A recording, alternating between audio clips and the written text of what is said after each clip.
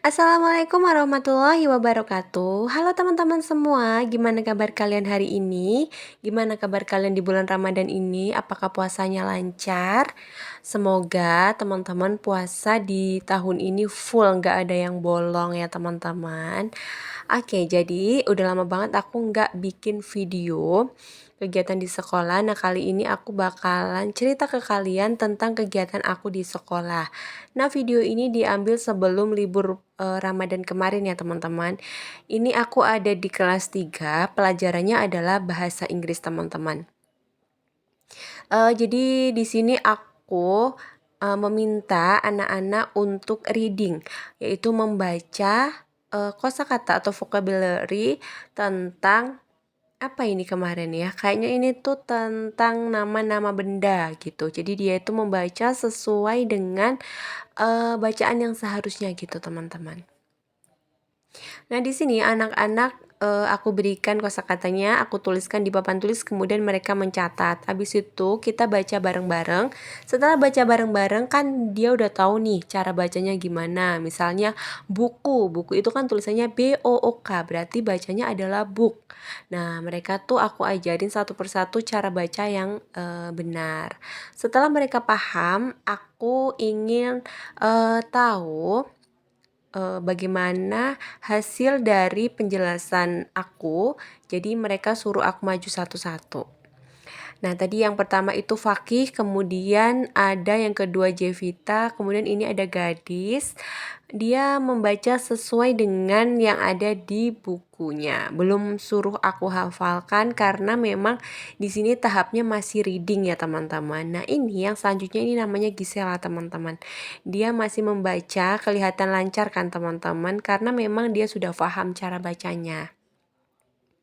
Kalau anak-anak yang belum paham, mereka bacanya juga agak celitat-celitut gitu. Jadi masih ada beberapa kata yang harus aku benerin. Tapi nggak apa-apa, semua itu adalah proses belajar.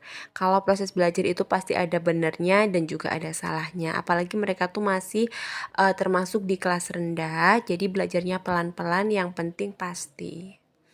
Oke teman-teman, jadi menurut kalian gimana?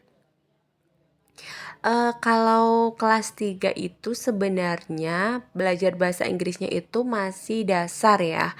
Kayak misalkan yang paling tinggi di semester ini, sebelum di semester kemarin kita tuh belajar tentang tata letak gitu. Misalnya ada sebuah gambar kucing, kemudian di atasnya ada kursi dan ada bola. Nah, di pertanyaannya itu ditanyakan di mana letak bola itu, nanti jawabannya ada di bawah, di mana letak kucing itu, nanti jawabannya bisa di atas kursi, di bawah kursi, di samping kursi. Nah, nanti teman-teman anak-anak bisa mencari jawaban yang benar. Nah, di situ kayak beside, between, in front of gitu-gitu. Itu yang pelajaran paling akhir sebelum mid semester kemarin.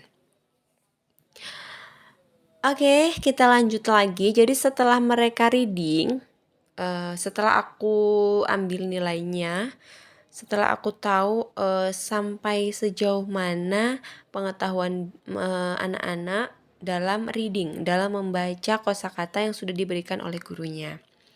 Setelah mereka selesai membaca, karena bahasa Inggris itu kebetulan ini ada di jam terakhir ya teman-teman, di jam terakhir sebelum mereka pulang. Jadi, aku kasih dia sebuah ice breaking karena setelah reading mereka kayaknya pada bosen nih.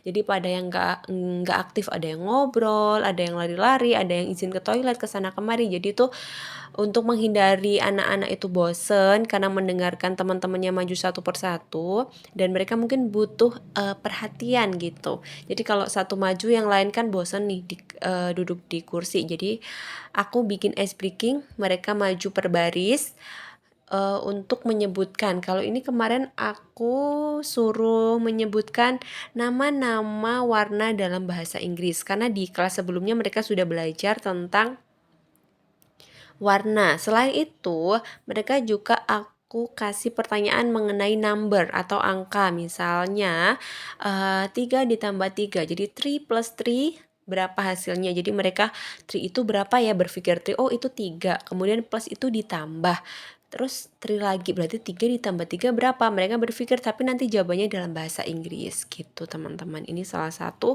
ice breakingnya. Selain itu setiap baris tuh aku kasih pertanyaannya beda. Ada tadi yang pertama nama-nama warna, kemudian nama number dalam bahasa Inggris, kemudian ada juga ini nama-nama hewan kayaknya ya. Jadi mereka suruh menyebutkan satu nama hewan dalam bahasa Inggris. Ada yang menyebutkan monkey, kemudian ada yang menyebutkan dog, cat, kebanyakan cat sih karena memang cat itu sering kita ucapkan kesehariannya. Selain itu, karena memang udah banyak yang tahu nama-nama hewan, aku juga beralih ke pelajaran yang tadi kita pelajari tentang benda. Jadi mereka suruh mengingat tadi pelajarannya itu tentang benda. Coba sebutkan satu nama benda yang ada di kelasmu dalam bahasa Inggris. Jadi ada kayak table, chairs, kemudian windows, door, kemudian book, pensil, pen, dan lain sebagainya. Dan di sini mayoritas anak-anak itu bisa menjawab semua pertanyaan dari aku. Memang masih ada beberapa siswa yang kesulitan. Kesulitan ketika aku kasih pertanyaan, entah dia benar-benar grogi atau lupa atau memang dia belum paham sama pelajarannya. Kalau menurut aku sih mereka itu memang lupa atau mungkin dia grogi karena di depan kamera gitu ya teman-teman ya. Jadi dia tuh contohnya nih lari ke belakang, berarti tandanya dia tidak bisa menjawab pertanyaan dari aku. Ada yang lama gitu jawabnya, berarti dia berpikir tapi jawabannya benar teman-teman. Jadi mungkin dia berpikir lama dulu baru bisa menjawab. Tapi nggak apa-apa, semua itu butuh proses. Nanti lama-kelamaan pasti mereka bakalan paham.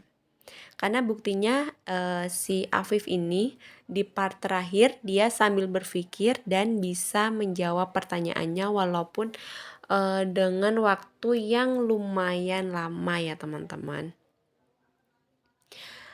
Dia ini aku kasih pertanyaannya tentang menghitung teman-teman, kayak tadi misalkan 6 plus 6 berapa gitu dalam bahasa Inggris.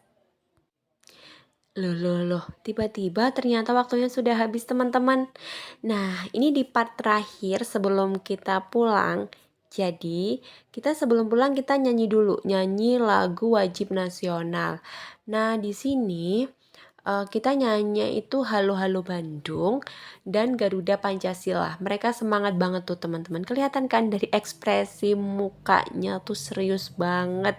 Kayaknya tuh dia semangat, kecuali yang depan agak berpikir, entah dia lelah, entah ngelamun, gak tahu. Yang pasti dia tetap semangat kok teman-teman.